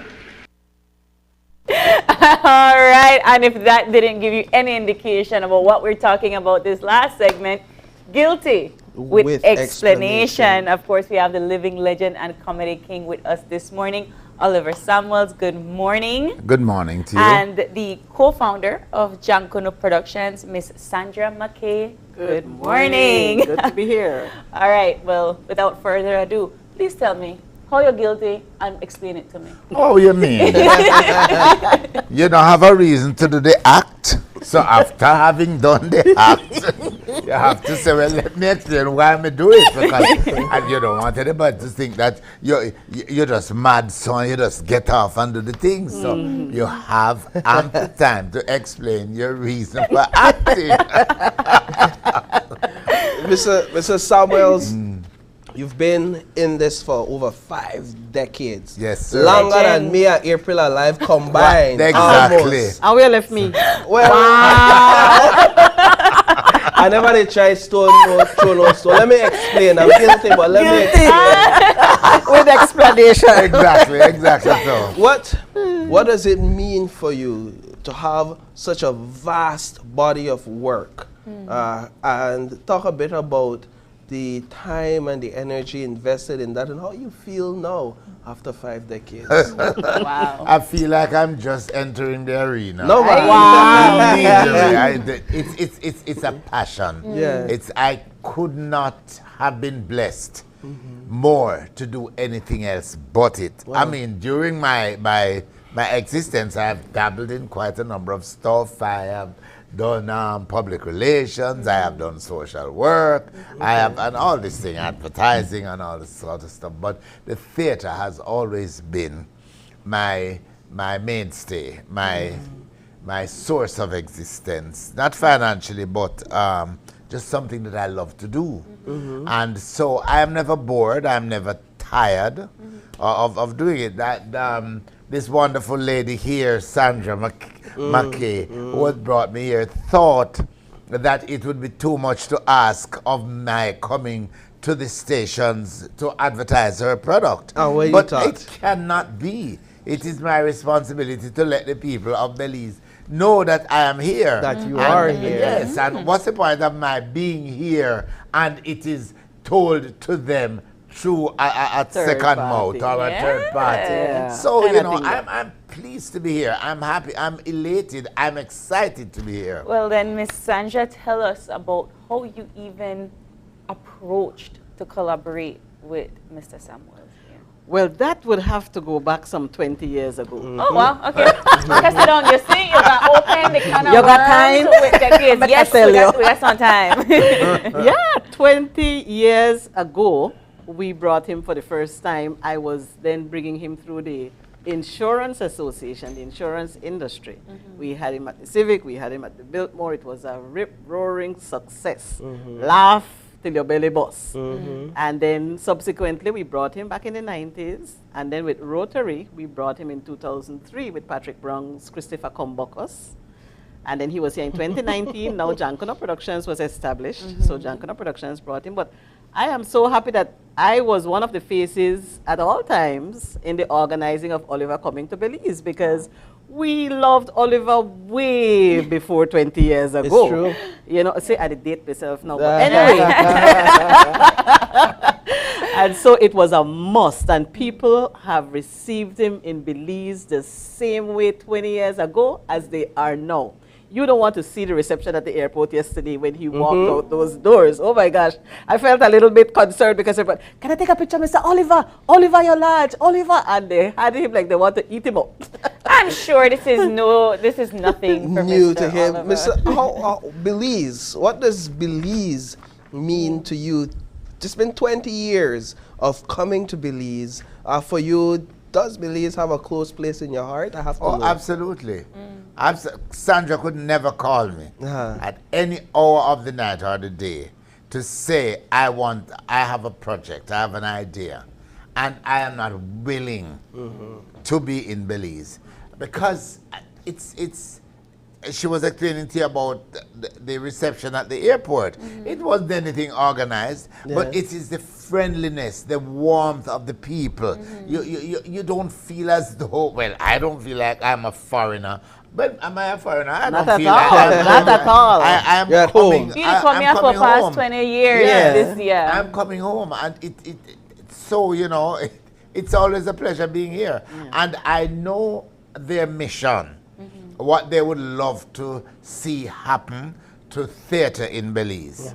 And I promised them 20 years ago, and I continue to promise them, if there's anything that I can do in the real solidifying of a movement to make this something wherein Belizeans, not just here, can find work, can go out, travel outside of Belize to share their cultural experiences, their cultural norms, I would be very happy to do it. I'm certain that you've inspired a lot of young theater acts here in Belize and actors and here in Belize. I know for a fact that that has been the case. Recently we went through two and a half years of hardship where the pandemic is concerned. What was that like for you? Listen to me. I am telling you, we have a saying in Jamaica, see, that says, Tory defi tell. Tory defi tell. Tory defi tell, but long bench no defi draw.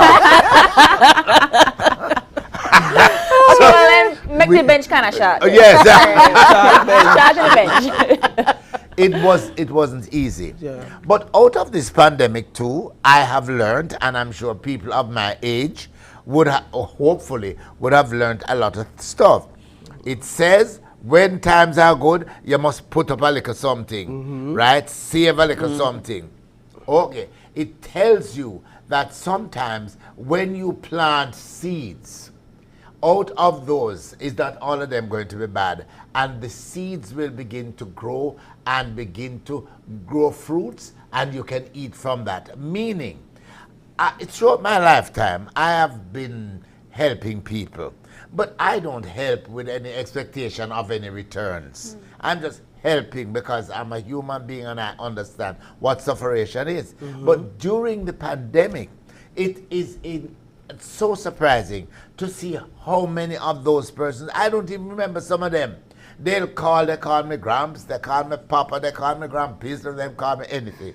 And they say, go to Western Union, and then you see they send me these little things. Wow. And I get all these gifts coming because I'm not going to call and ask you because I know you're going to say you're all right.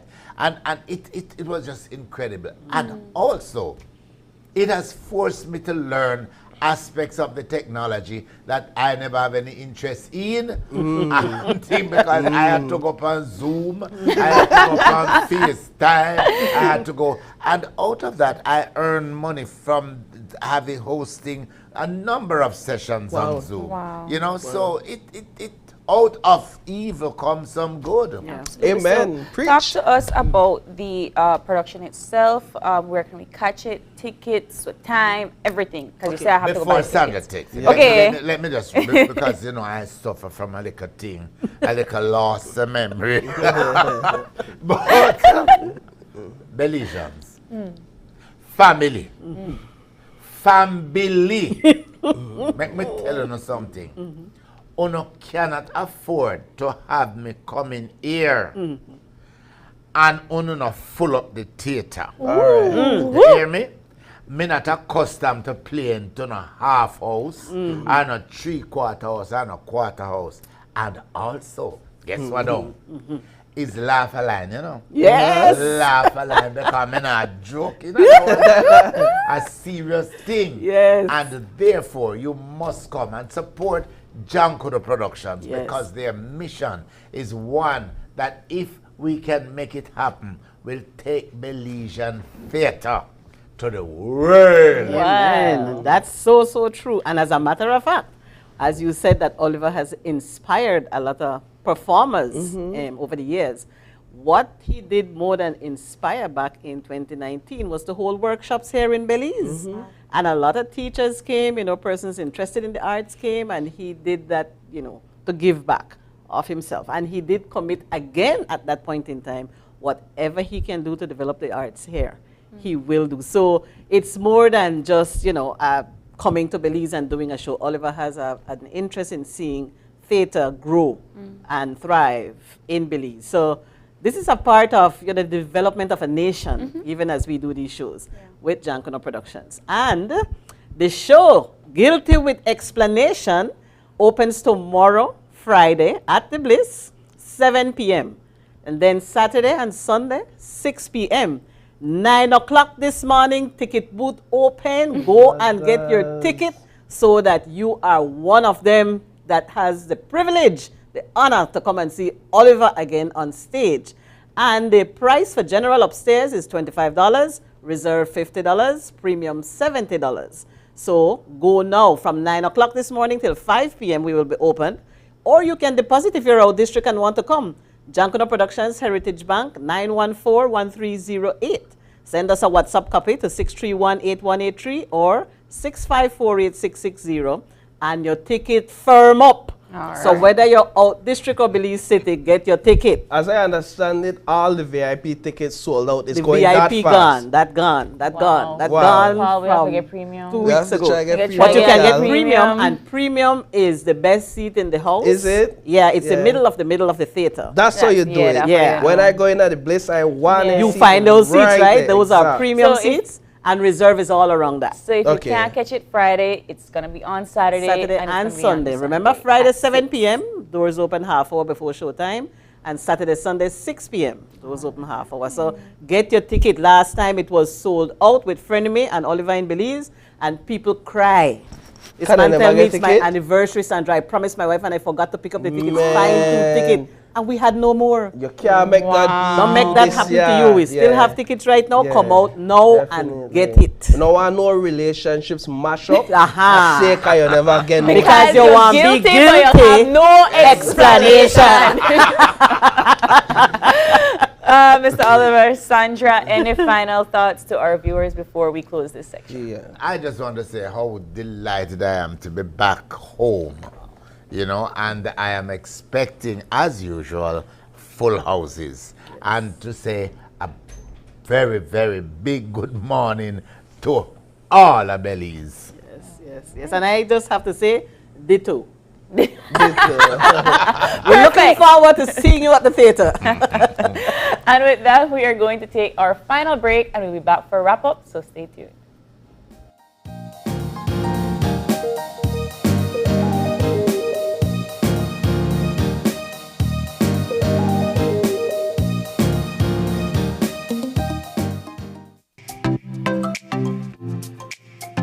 Everyone, including our elderly, needs to stay connected with their loved ones.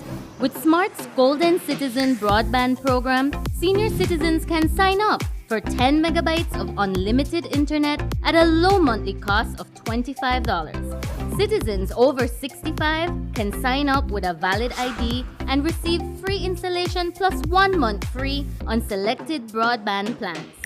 Visit a Smart showroom near you for more information on how you can enjoy Smart's Golden Citizen broadband program. Smart, bringing people together.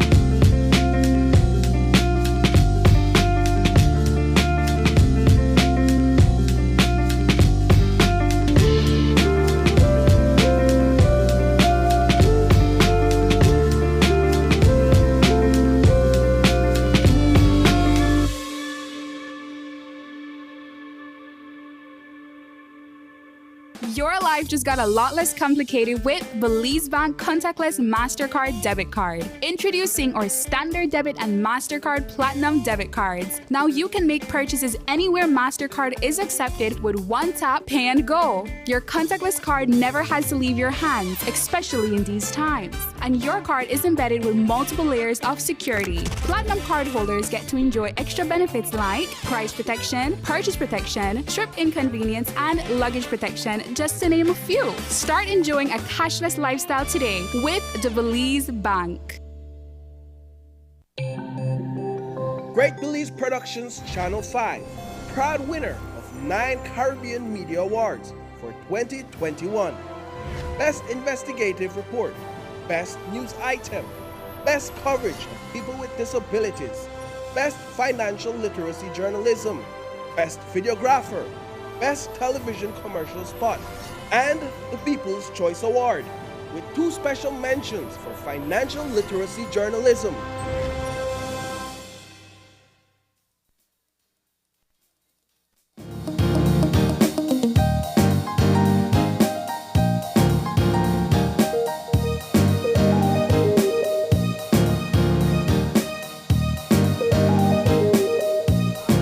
And we are back with our last wrap up for this morning. We want to thank all of our viewers for tuning in and starting their morning right with us here, and of course our guests from the Bus Association this morning. That was a great conversation here, Bill. Situations like that is developing and it needs to be ventilated. Of course. And we're glad that they were on set with us ventilating those issues, because yes, we're hosts, but we are also commuters from time to time. We catch these buses, make no mistakes about it. We catch these buses and we've experienced these services, and so this discussion was one for the public, but it was also personal to us, and so I'm glad that they were able to answer some of those questions for us. And of course, our second conversation was no other than Brother David Obey, the winner of the Ande Palacio Award at the Belize at 41 Awards this year. He's such a vibe.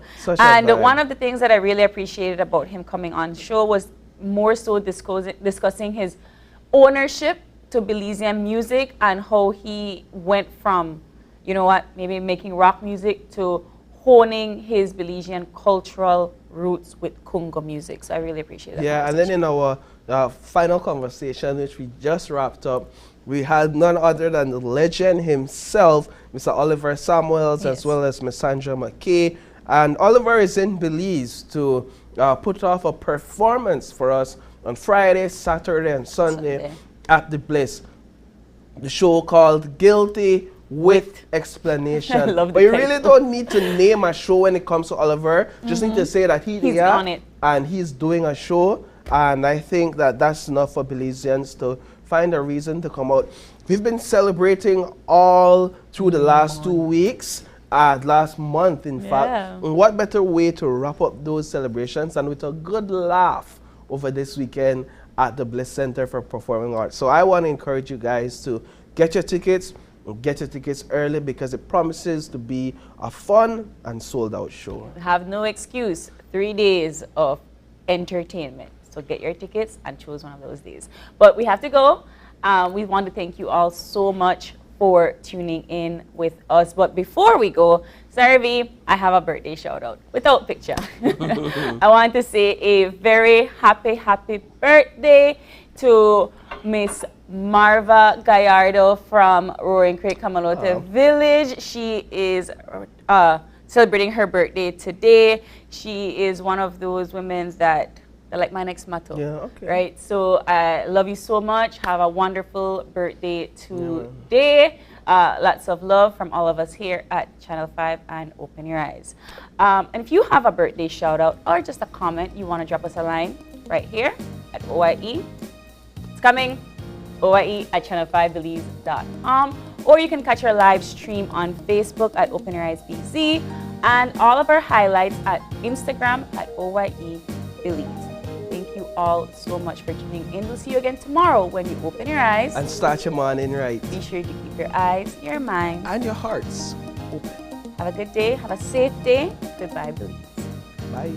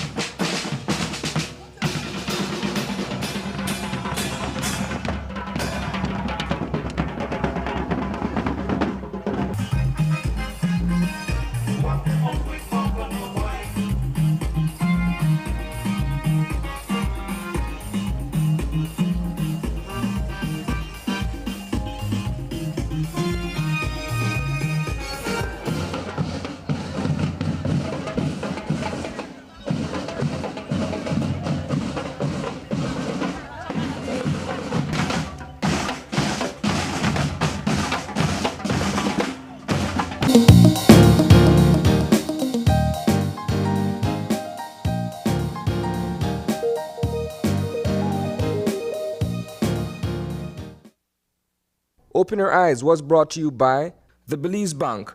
Our country, your bank.